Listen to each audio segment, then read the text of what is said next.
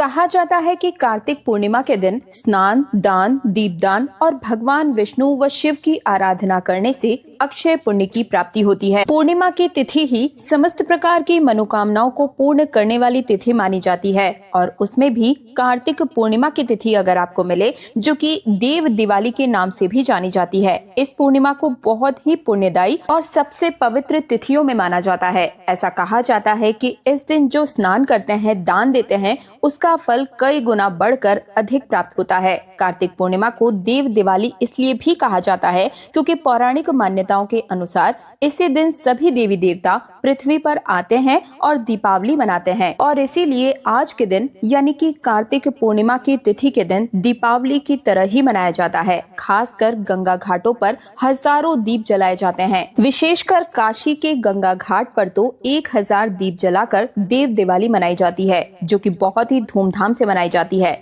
आज की इस वीडियो में आप सभी जानेंगे कि कार्तिक मास की पूर्णिमा तिथि कब है, पूर्णिमा की तिथि प्रारंभ कब हो रही है और इसका समापन कब होगा। अगर आप पूर्णिमा का व्रत करते हैं तो व्रत कब करना चाहिए और कार्तिक मास की पूर्णिमा पर कार्तिक मास का स्नान, दान और नियम आदि आज की इस वीडियो में मैं आप सभी के साथ डिस्कस करूंगी। साथ ही आप सभी जानेंगे कि कार्तिक मास के व्रत में स्नान, दान और उद्यापन किस दिन करना होगा और सत्यनारायण की पूजा हम कब करेंगे। कार्तिक मास की पूर्णिमा का महत्व क्या है और पूजा विधि, ये संपूर्ण जानकारी आज की इस वीडियो में आप सभी के साथ शेयर करूंगी। इसलिए आप सभी से अनुरोध है कि वीडियो को पूरा अंत तक जरूर देखिएगा, बिना स्किप किए 5 से 10 मिनट का समय निकालकर देव दिवाली की इस संपूर्ण जानकारी को सुनकर जाइए। सबसे पहले तो आप सभी से निवेदन है कि देव दिवाली की इस वीडियो को लाइक करके कमेंट सेक्शन में जय श्री हरि विष्णु, जय माँ लक्ष्मी जरूर ही लिखिएगा। देखिए, कार्तिक मास के पूर्णिमा को त्रिपुरारी पूर्णिमा भी कहा जाता है और ऐसा कहा जाता है मतलब कि पुराणों में ऐसा कहा गया है कि इसी दिन भगवान शिव ने त्रिपुरासुर नामक राक्षस का वध किया था, इसीलिए पूर्णिमा को त्रिपुरारी पूर्णिमा कहा गया है। अब जानते हैं कि पूर्णिमा तिथि कब प्रारंभ हो रही है और कब इसका समापन होगा। तो देखिए, कार्तिक मास की पूर्णिमा तिथि प्रारंभ हो रही है 4 नवंबर को रात्रि 10:36 पर और इस तिथि का समापन होगा यानी कि पूर्णिमा तिथि का समापन है 5 नवंबर 2025 को शाम 6:48 पर। ऐसे में सूर्योदय कालीन जो पूर्णिमा है वो हमें 5 नवंबर 2025 को प्राप्त हो रही है। इसलिए कार्तिक मास की पूर्णिमा अर्थात कार्तिक पूर्णिमा, त्रिपुरारी पूर्णिमा और देव दिवाली 5 नवंबर 2025 बुधवार को मनाई जाएगी। और कार्तिक मास की पूर्णिमा में स्नान दान का बहुत महत्व होता है। इस दिन गंगा स्नान करना या फिर किसी भी पवित्र नदी में स्नान करना सबसे ज्यादा श्रेष्ठ माना जाता है, लेकिन सबके लिए ये संभव नहीं हो पाता है। हर कोई गंगा स्नान या फिर कोई पवित्र नदी में स्नान ना कर पाए, तो ऐसे में आप अपने घर में ही जो जल से आप स्नान करेंगे उसमें थोड़ा सा गंगा जल मिलाकर इस दिन जरूर ही नहाइएगा। बहुत ही पुण्यदायी माना गया है। और अब जान लेते हैं कि स्नान करने का शुभ मुहूर्त क्या रहेगा। तो देखिए, 5 नवंबर 2025 बुधवार के दिन ब्रह्म मुहूर्त में अगर आप स्नान करते हैं, जो कि गंगा स्नान के समान फल प्राप्त कराता है, अगर आप इस समय स्नान करते हैं तो सुबह 4:54 से सुबह 5:44 तक ब्रह्म मुहूर्त का समय रहेगा। इस समय में अगर आप स्नान करते हैं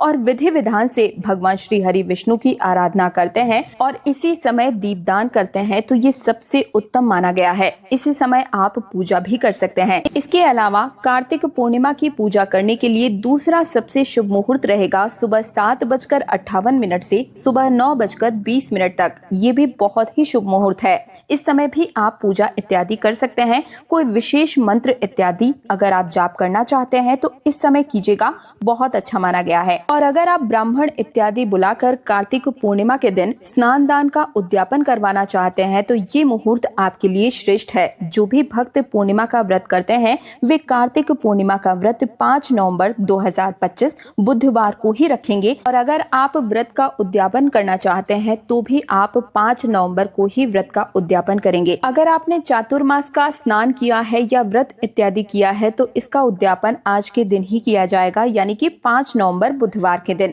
चातुर्मास का उद्यापन बहुत सारे भक्त देव उठनी एकादशी के दिन भी कर देते हैं, क्योंकि व्रत का प्रारंभ देव शनि एकादशी पर किया गया था, या फिर देव उठनी एकादशी पर चातुर्मास के व्रत का उद्यापन हो जाता है। मान लीजिए आप पूर्णिमा से व्रत प्रारंभ करते हैं, तो फिर आप पूर्णिमा तिथि पर व्रत का उद्यापन कर सकते हैं। और अब जान लेते हैं कि देव दिवाली पर दीपदान करने का प्रदोष काल का शुभ मुहूर्त क्या होगा। तो देखिए, 5 नवंबर को शाम को 5:15 से रात 7:05 तक देव दिवाली मनाने का सबसे शुभ मुहूर्त रहेगा। इस समय विशेष रूप से लक्ष्मी जी और भगवान श्री हरि विष्णु की पूजा की जाती है। जिस प्रकार से दीपावली के दिन भगवान गणेश और लक्ष्मी जी का पूजन करते हैं, क्योंकि भगवान विष्णु योग निद्रा की अवस्था में होते हैं और अब वे जागृत अवस्था में हो जाते हैं, तो भगवान श्री हरि विष्णु आते ही पूर्णिमा तिथि पर संयुक्त रूप से गणेश जी, भगवान श्री हरि विष्णु और माँ लक्ष्मी तीनों की ही पूजा की जाती है।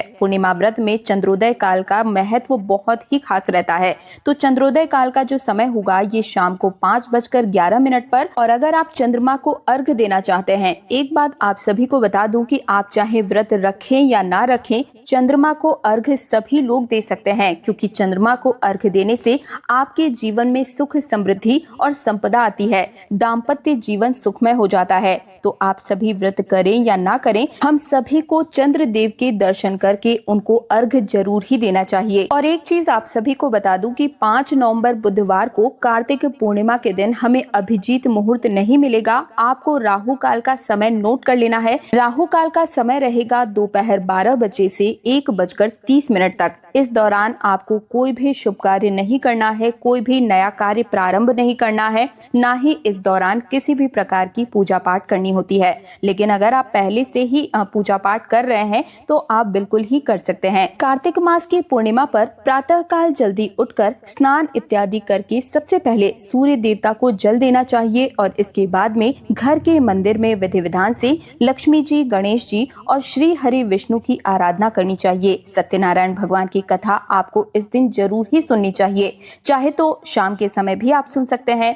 जो भी समय आपके अनुकूल हो, उस समय कम से कम एक बार हमें इस दिन सत्यनारायण भगवान की कथा जरूर ही सुननी चाहिए। और अगर आप चाहें तो मैं अपने चैनल पर भी सत्यनारायण भगवान की कथा डाल दूंगी, लेकिन आप मुझे पहले कमेंट सेक्शन में बताइएगा। या फिर आप चाहें तो अपने घर पर पंडित या ब्राह्मण को बुलाकर भी कथा करवा सकते हैं। अगर आप कार्तिक पूर्णिमा का व्रत करते हैं तो पूर्णिमा के दिन व्रत का संकल्प लेकर व्रत प्रारंभ कीजिएगा और पूरे विधि विधान से भगवान श्री हरि विष्णु और माँ लक्ष्मी की पूजा कीजिएगा। शिव पार्वती का, भगवान गणेश जी की भी आराधना इस दिन की जाती है। कार्तिक पूर्णिमा सभी पूर्णिमाओं में सबसे बड़ी पूर्णिमा मानी जाती है, तो इस दिन आप सभी विधि विधान के साथ पूजा पाठ जरूर ही कीजिएगा, ताकि भगवान विष्णु, माँ लक्ष्मी, भगवान शिव और माँ पार्वती सभी की कृपा एक साथ आपको प्राप्त हो और जीवन में परेशानियों से मुक्ति मिल सके। हर प्रकार की मनोकामनाओं को पूर्ण करने के लिए ये कार्तिक पूर्णिमा का दिन सबसे श्रेष्ठ माना गया है। इस दिन सच्चे मन से, श्रद्धा भाव से आपको प्रार्थना करनी चाहिए और आज के दिन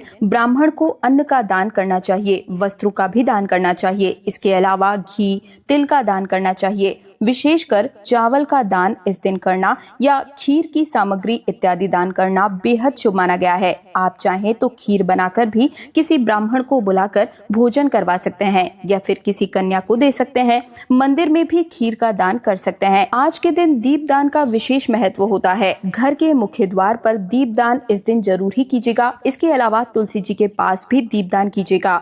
घर के आसपास कोई मंदिर है तो वहां पर भी जाकर, चाहे भगवान विष्णु या माँ लक्ष्मी का किसी भी देवी देवता का मंदिर हो, इस दिन देवताओं के आगे दीपदान जरूर ही करना चाहिए। बजरंग बली के मंदिर में भी जाकर दीपदान जरूर ही कीजिएगा। इसी प्रकार से घर के आसपास कोई भी देव वृक्ष है, आंवले का वृक्ष हो गया, पीपल का, बरगद का या केले का, किसी भी देव वृक्ष के पास में दीपदान करना इस दिन सबसे श्रेष्ठ माना गया है। इस दिन किसी भी जलाशय या गंगा नदी या किसी भी पवित्र नदी या तालाब, पोखरा के किनारे भी दीप दान करना आपको अक्षय पुण्य फल प्राप्त करवाता है, हजारों गुना फल प्राप्त होता है। तो आज के दिन शाम के समय में, संध्या काल में आप दीप दान अपने घर में, घर के मुख्य द्वार पर, तुलसी जी के सामने, मंदिर में, इसके अलावा तालाब, पोखरा या गंगा नदी के सामने जाकर किनारे पर जरूर ही दीपदान कीजिएगा। कहा जाता है कि इस दिन सभी देवी देवता पृथ्वी लोक पर आकर दीपावली मनाते हैं, तो इस देव दिवाली को आप भी अपने हाथों से खाली मत जाने दीजिएगा। सभी देवी देवताओं की कृपा प्राप्त करने के लिए